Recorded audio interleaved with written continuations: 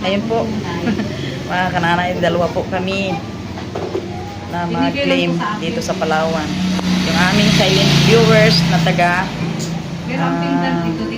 San Diego, California. Hello po.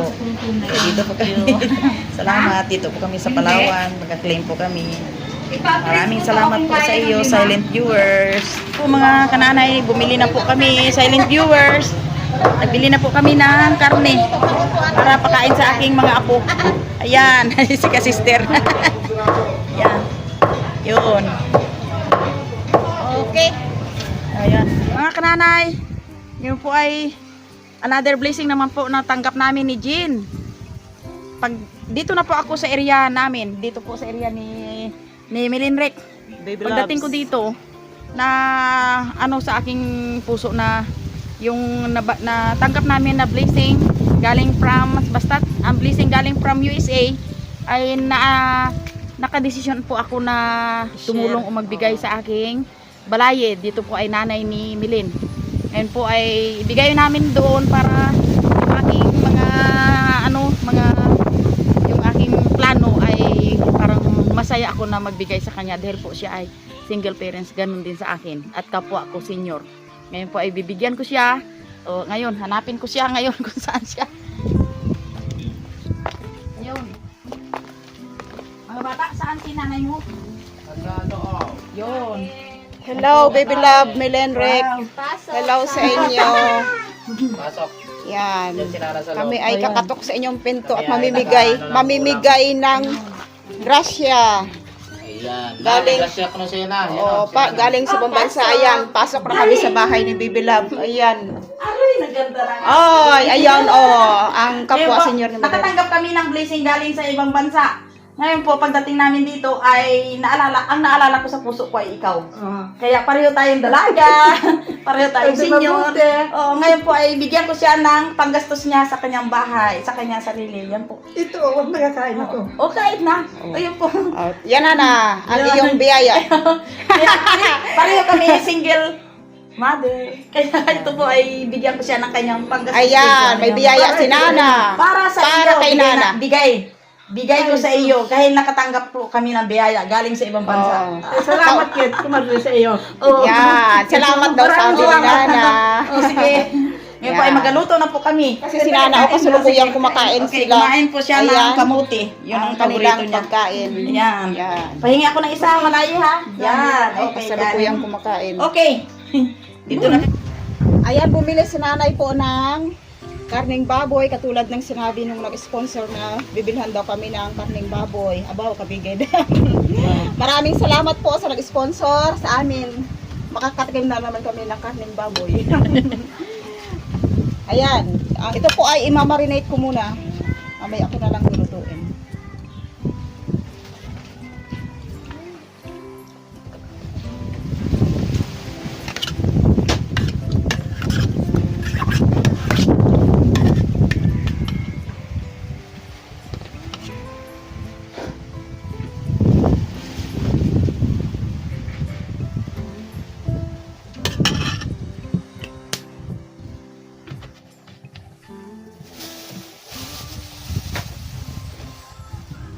Tsaka paminta.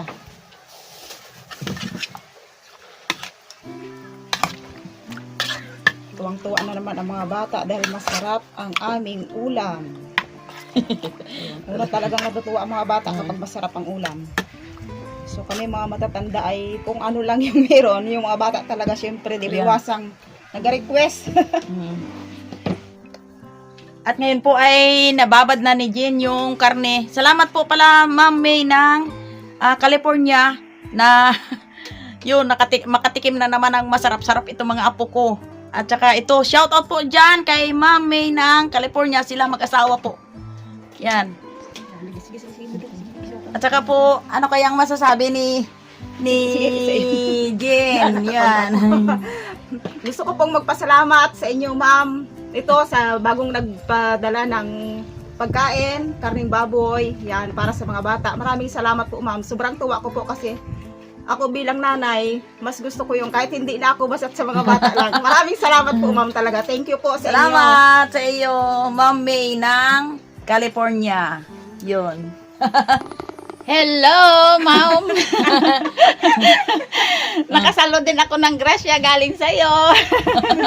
Ayan, tuwa mamaya si Hana pag nagdating, saka ako siya bibidyohan para ipadala ko po sa inyo. Yon. Yan. Maraming salamat sa iyo, ma'am. At talagang hulog ka ng langit sa amin. Hulog siya. Yung aming pagkain na nabili, ay talaga namang nabili na. Dahil po yan sa inyo. At saka ma'am, yung amin naman, yung natanggap ko sa iyo ay bilang parang na ano ko din yung aking puso na tulungan ko yung itong nanay ni Milin. Kaya yung aking balay kasi siya po ay single mother na rin, katulad ko rin, senior na. Kaya naalala ko kasi siya ay kahit panggasto sa kanyang sarili, ay wala siya. Kaya binigyan namin ni Jen, binihigan namin ni Jen. At ang natira po ay partihin na namin ni Jen para may panggamit kami pang araw-araw. Sabi ko kasi kay nanay, kasi kami ay binibigyan, sobrang daming blessing na ang aming natanggap, biyaya, galing sa inyo, sa paligad. Oo. Maraming salamat. So, ang naisip namin ay kailangan mag-share din kami sa Oh, aming yun. Masaya din kami ang aming puso kung kami makakatulong din sa iba. Yun. Mga kananay, dito sa kanina po ay nag-order po ako ng buhangin. Shout out po dyan kay Sister Bill. Dito na po yung aming order na buhangin at simento. Aming order na simento, 4 na piraso at saka buhangin po. Yan po ang buhangin. Isang load po yan. Yan. Mga kananay, ito po yung sponsor sa amin ng isang viewers namin na magpaayos ng bahay ni Sister Jean. Yun. Ayan, ano to, adubong manok. Ano ba ito, mahal? Palagatik yan. Palagatik Kung lalagatik. na manok. Ito po ay luto ng aking mahal na asawa, si Ambet. Ayan, siya po ang nagluluto nito. At mamaya po, Ayan, sasalo din siya mamayang kumain. yan. Ayun siya, ayan. Nakahubad pa. Para daw hindi mapawisan. Kasi medyo mainit yung panahon. Kaya yan, para presko. Ayan, yung niluluto niya. Masarap. Sa tingin ko palang masarap na. At mamaya ay may ano pa? May ano pa. May Marami pang lulutuin Lutuin. pagkain. Ayan. tulad ng Ang karning baboy na ang dami pinadala naming nakasalang nalutuin. na pakainin na ano So, tuwang-tuwa na naman yung aming mga anak. Mga Ni- batang kakain. ni Ma'am Ayan. May. Kulo talaga siya. Oh, ayan. Maraming sili. My favorite. Ayan po mga kananay. May ano ulit kami, may lutuin si Jean ng sa amin tawag ay cattle, sa English po ay cattle face o sa amin ay bagulan. Aywan sa iba. Ano yan sa iba? Yan. Panos. Sa Panos. Tagalog. Yun, panos. Panos. Ito po ay huli ng aking mister, si Ambit. Ayan, nag-spear fishing po siya kagabi kahit malakas yung dagat. So, biniyayaan pa rin po siya ng huli. Ito, cute na panos. Ito po ay gagataan namin. Siyempre, favorite ginataan.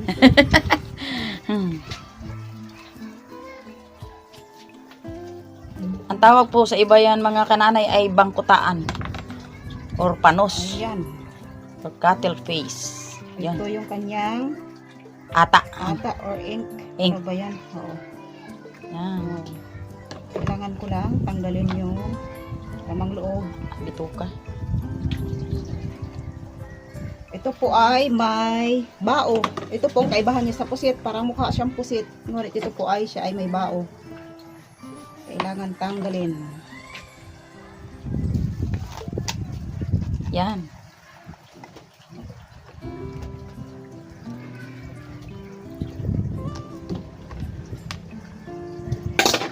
Ayun. Dito po ito noon sa amin, mga nakaraang taon, ay laging marami ang huli na ambit nito, mga 2 piraso tapos malalaki pa. Eh, ngayon po ay bihira na lang kasi siguro sa dahil sa dami ng nanguhuli rin. Nanguhuli ng ganitong bagulan. Ayan. Ito po mga kananay, itong baon niya ay, ang iba po nakikita ko po ito na pinapakain sa ibon. Yun, yung iba. Ang tarong madera. Pinapakain niya sa inyo. Of course, my dear. Hugasan ko na yung madera. Nagilap. Ayan po mga kananay. Inutay-utay na ni Jean ng gayat na maliliit. Yan.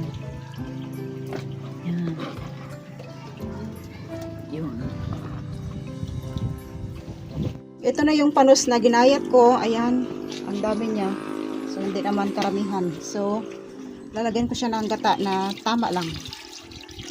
Ilalaga ko muna dito sa huling gata.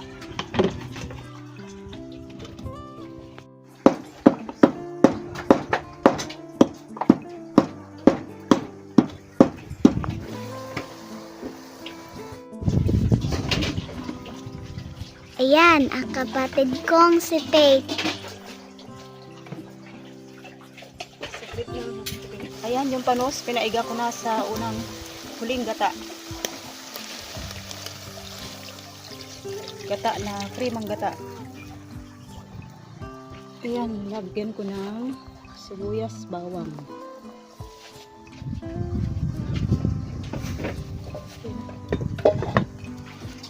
Ayan ang pinatubo ng aking ina na pipino. Ayan, habang kumukulo yung panos na ginataan ko na. Pinakulo ko siya sa marahang apoy lamang para mas madaling lumambot. Kasi mas madaling lumambot yung luto or karne or ano pa man sa marahang apoy.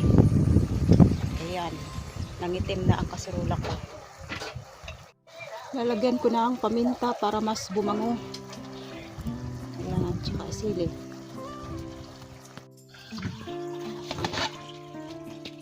Dating ko.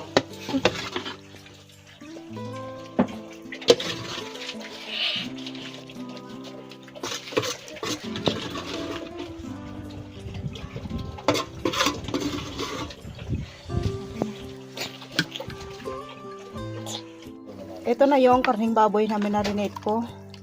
So, adobo na naman ang luto kasi yun ang favorite ng mga bata. Ayan.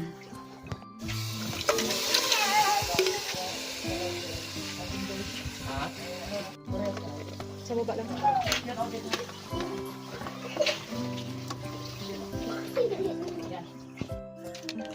Dadagdagan ko ng oyster sauce.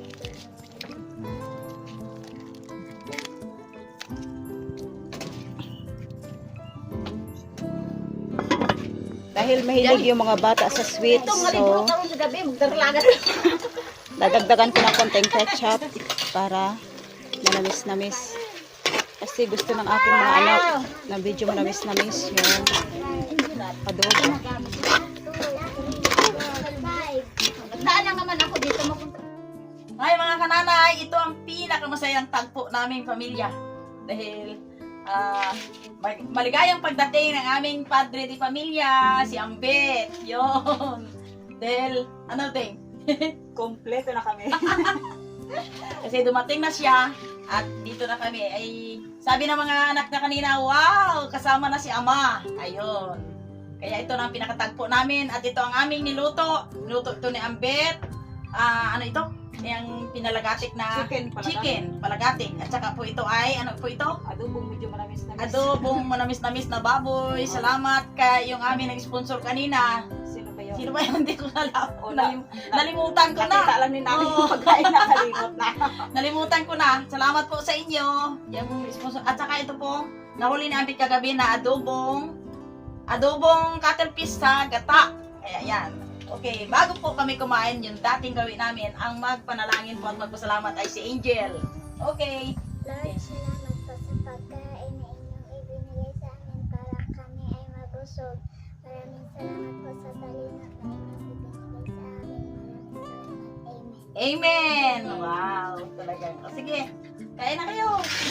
Hataw na. Pili lang kayo dyan kung saan ang gusto nyo. Alin? Ito po, ito po, ito po. Ayan, Sige, kuha. hindi niya alam po. Kuha. Sabi daw kasi Ay, ng viewers ay hayaan ang bata ang sumuha. O, ayan, ito tumuha. tama na makuha. Ano? Wow. Ito ang akin, ang cuttlefish.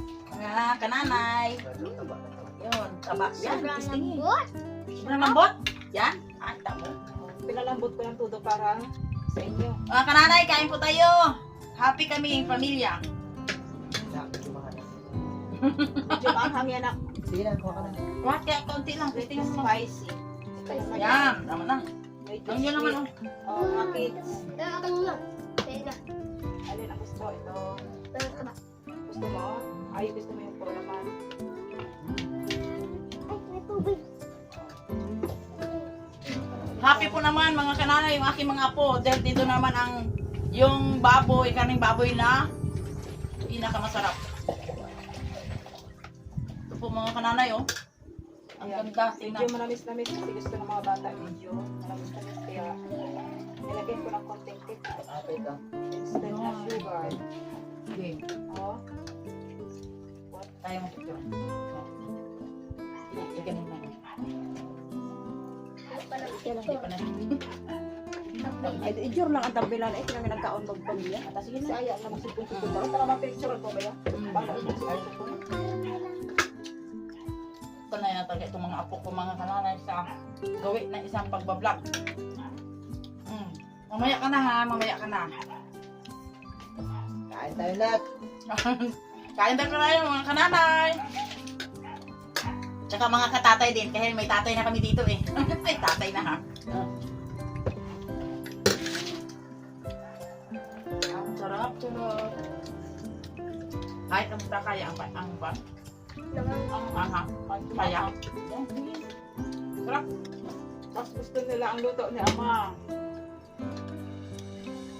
Hindi pa pa-update. Ibig sabihin, mas masarap yung chicken palagate. Kasi mga kananay sila parehong top notcher talaga sa pagluluto. Sorry, tap na check. Top notcher. Kung sa akin lang mga kananay ha. Maraming magaling yan. Hindi naman. Tama lang. Marunong lang. Hindi ko sinano sila eh. Marunong lang ng konti.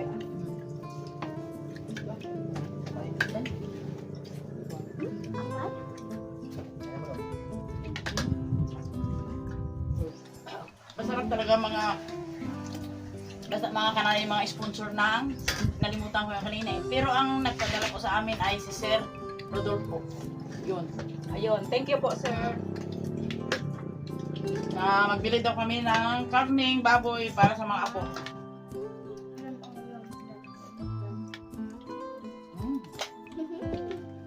Sarap.